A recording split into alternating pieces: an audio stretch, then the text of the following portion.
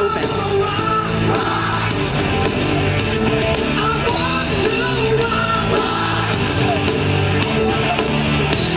And now they're coming close enough for us to be able to make out those iconic black and gold canopies with the SOCOM spear. We are the tip of the spear, known as the quiet professionals. Now, he can hear you up there, ladies and gentlemen, I promise you, but you're gonna, there you go. There you go.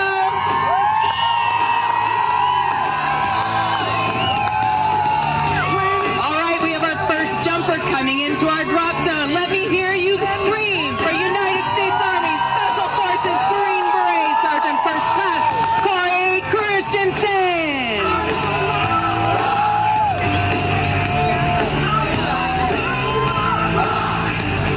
Now we hope you're not just coming out here for the night show, ladies and gentlemen. We will be jumping 2 times tomorrow and again 2 times on Sunday, with the first jump being at noon. Don't miss it. Right now, make it nice and loud for DoD Operations Officer Chris Fucci.